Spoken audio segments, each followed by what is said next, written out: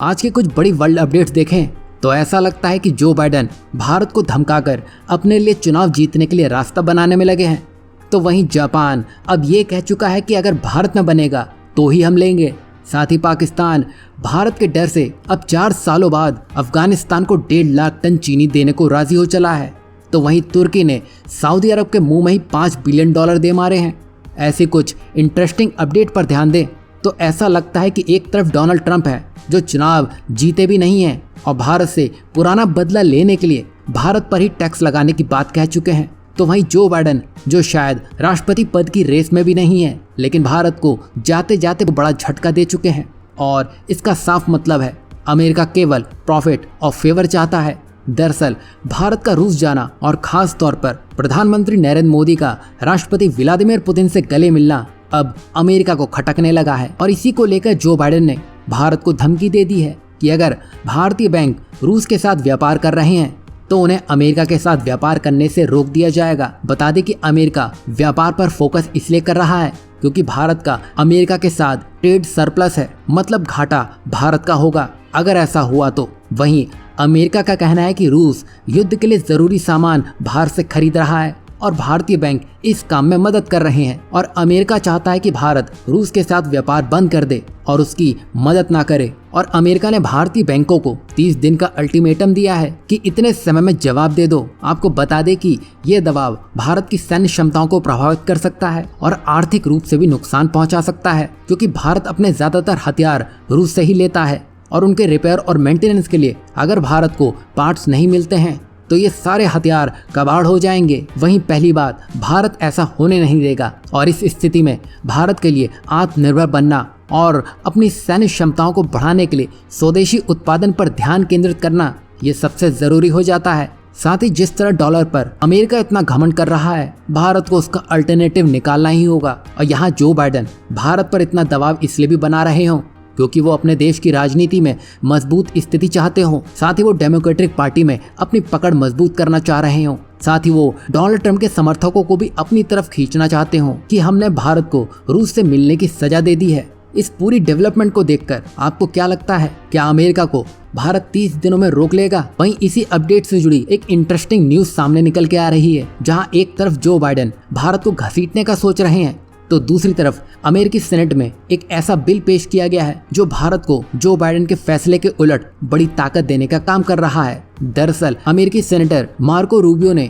25 जुलाई को अमेरिकी सेनेट में एक बिल पेश किया है जिसमें भारत को जापान, इजराइल, कोरिया और नेटो सहयोगियों के समान दर्जा देने का प्रस्ताव दिया गया है, जिसमें ये कहा गया है कि भारत को भी इन्हीं देशों की तर्ज पर नई तकनीक और जानकारी देनी चाहिए। वहीं रूबियो ने आगे ये भी कहा कि चीन बहुत शक्तिशाली बन रहा है और अपने आसपास के देशों पर प्रभाव डालने की कोशिश कर रहा है और रूबियो ये चाहते हैं कि अमेरिका इन देशों की मदद करे और चीन को रोकने में उनकी मदद करे। और इस बिल में ये भी है कि अमेरिका भारत को सब प्रतिबंधों से छूट दे ताकि भारत रूसी उपकरणों की खरीद कर सके क्योंकि वर्तमान में भारत द्वारा रूसी हथियारों का ही इस्तेमाल किया जा रहा है। ऐसे में भारत इससे दूरी नहीं बना सकेगा।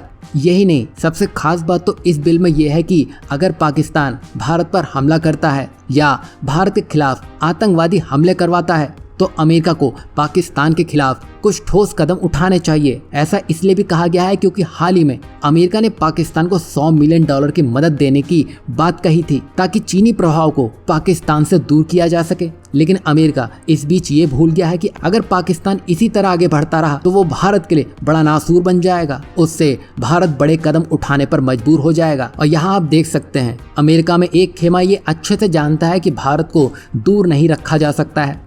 ऐसा किया जाएगा तो अमेरिका का बड़ा नुकसान होगा। वैसे अभी राष्ट्रपति पद के चुनाव होने वाले हैं तो ये बिल पास होगा या इसको सामने लाने का मौका मिलेगा, ये चुनाव होते ही पता चलेगा, तब ये देखना और दिलचस्प हो जाएगा। वहीं नेक्स्ट अपडेट की बात करें तो ये पाकिस्तान अफगानिस्तान के ट्रेड से निकल के आ रही है जो शायद भारत की बदौलत ही पूरा हो पाया है, वो भी 4 सालों के बड़े इंतजार के बाद। बता दें कि भारत अफगानिस्तान के साथ जब भी ट्रेड करता है तो असल मायनों में वो अफगानिस्तान की मदद कर रहा होता है क्योंकि इस समय अफगानिस्तान को सभी पड़ोसियों की सबसे ज्यादा जरूरत है। लेकिन पाकिस्तान उसको आगे नहीं आने देना चाहता क्योंकि जब से तालिबान ने अपना कब्जा वहां जमा लिया है इन दोनों ही देशों की आपस में नहीं बन पा रही है यही वजह थी कि पाकिस्तान ने 4 सालों से चीनी के शिपमेंट को रोक के रखा था और इसके पीछे वजह पाकिस्तान में चीनी की कमी बताई जा रही है, जिससे वहाँ खुद के चीनी के भाव आसमान छूने में लगे थे। और एक बात तो यह है कि अगर चीनी की बात आती है तो भारत ने बहुत कम समय में चीनी के निर्यात में बड़ी छलांग लगाई है। बता दें कि 5 साल पहले तक भारत बहुत कम चीनी निर्यात करता था, लेकिन अब ये दुनिया का दूसरा सबसे बड़ा चीनी निर्यातक बन चुका है, जहां 2021-2022 में भारत ने 110.98 लाख चीनी का निर्यात किया, जो ब्राजील के 255.40 लाख टन के बाद दूसरे नंबर पर है। बता दें कि भारत ने थाईलैंड और ऑस्ट्रेलिया को भी पीछे छोड़ दिया है। इसके अलावा भारत ने 53.71 लाख टन सफ़ेद या रिफाइंड चीनी का निर्यात भी किया है और इस चीनी का सबसे ज़्यादा निर्यात अफगानिस्तान को ही किया गया है। लेकिन फिलहाल भारत ने अपने चीनी के एक्सपोर्ट को रोक के रखा है, लेकिन भारत जरूरत पड़ने पर अपने मित्र देशों जैसे अफगानिस्तान, भूटान, नेपाल, श्रीलंका या बांग्लादेश जैसे देशों को इसका एक्सपोर्ट कर सकता है। तो अब अपने टॉपिक पर आते हैं। मतलब भारत आसानी से ईरान के रास्ते अफगानिस्तान को चीनी पहुंचा सकता है, लेकिन यहाँ पाकिस्तान को डर था अगर भारत ऐसा करता है तो वो अपना दबदबा जो अभी तक बनाए हुए था वो खत्म होता हुआ दिखाई देगा। और ऐसा ना हो तो इसके लिए हाल ही में पाकिस्तान ने अफगानिस्तान को 1.5 लाख टन चीनी के निर्यात की इजाजत दे दी है। बता दें कि पिछले 4 दिनों में 400 से ज्यादा गाड़ियों ने तुर्कम बॉर्डर पार करके अफगानिस्तान में चीनी पहुंचाई है और हर गाड़ी में करीब 33 टन चीनी लदी है। वहीं दूसरी तरफ अफगानिस्तान से भी पाकिस्तान में रोजाना 100 से 115 गाड़ियां फल और सब्जियां लेकर आ रही है। हालांकि पाकिस्तान ने हाल ही में इन पर इंपोर्ट ड्यूटी बढ़ा दी है। अब यहाँ आप देखिए अफगानिस्तान पर इंपोर्ट ड्यूटी, इससे ज्यादा पाकिस्तान से और क्या एक्सपेक्ट कर सकते हैं। वहीं नेक्स्ट अपडेट को देखें तो ये तुर्की से निकल के आ रही है, जहाँ तुर्की ने एक बड़ा कदम उठा लिया है। उसने सऊदी अरब से लिया हुआ $5 बिलियन का कर्ज चुका दिया है। आप सोच रहे होंगे अगर चुका दिया है तो ये अच्छी बात है, लेकिन असल में ये कर्ज 2023 में ही तुर्की ने लिया था, जब तुर्की में चुनाव होने वाले थे। उससे पहले सऊदी अरब ने तुर्की को $5 अरब दिए थे। दरअसल तुर्की की अर्थव्यवस्था पिछले कुछ सालों में दबाव से गुजर रही थी और इन्फ्लेशन भी बहुत ज़्यादा था और विदेशी मुद्रा भंडार का संकट भी बढ़ता जा रहा था। और इस पूरी स्थिति से निपटने के लिए तुर्की सरकार ने कई कदम उठाए। इसमें से एक कदम सऊदी अरब से $5 बिलियन का लोन लेना भी शामिल था। और इसको वापस करने के पीछे तुर्की ने अपना तर्क ये बताया कि उसने अपनी आर्थिक आज़ादी और स्थिरता के लिए ये कदम उठाया है। अब वजह यह है कि कुछ और वो तो वक्त ही बताएगा, लेकिन ये सऊदी को हिला देने वाली खबर है, क्योंकि जिस तरह मुस्लिम देशों के लिए मसीहा बनने की दौड़ की बात हो तो तुर्की इसमें काफ़ी हाथ पैर मारने में लगा है।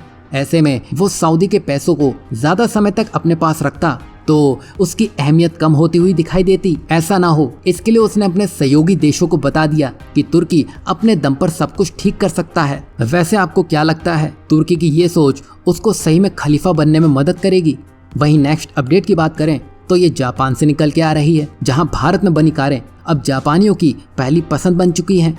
ये भारत के लिए बहुत बड़ी बात है। इससे दुनिया को पता चलेगा कि भारत में अच्छी क्वालिटी की कारें बन सकती हैं। पहले लोग सोचते थे कि अच्छी कारें सिर्फ विदेशों में ही बनती हैं, लेकिन अब भारत भी इस दौड़ में आगे निकल आया है।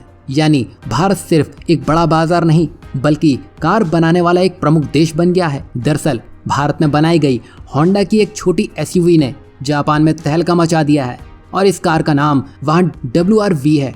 ये पहली बार है जब भारत में बनी कोई होंडा कार जापान में बिक रही है और इस कार की कीमत बहुत कम है, जो जापान में गाड़ियों के दामों के मुकाबले काफी आकर्षक है, जिसमें खास तौर पर 25 से 35 साल के युवाओं को ध्यान में रखकर बनाया गया है। और इसे आप ऐसे समझ सकते हैं, इस कार की मांग इतनी ज्यादा बढ़ गई है कि कंपनी को कुछ मॉडल की बुकिंग बंद करनी पड़ गई है। दरअसल हुआ यह है कि कार के कई हिस्से भारत में बनाए जा रहे हैं, जिससे कीमत कम हुई है। साथ ही कार में सिर्फ पेट्रोल इंजन लगाया गया है और तो और भारत से जापान का कार का इंपोर्ट करने पर कोई टैक्स नहीं लगता है, जिससे कीमत कम हो जाती है। यही नहीं, भारत में जो मैन्युफैक्चरिंग प्लांट है वो जापान के सारे क्वालिटी मानकों को पूरा करते हैं, जिसकी वजह से ये कार जापानियों की पसंद बन चुकी है।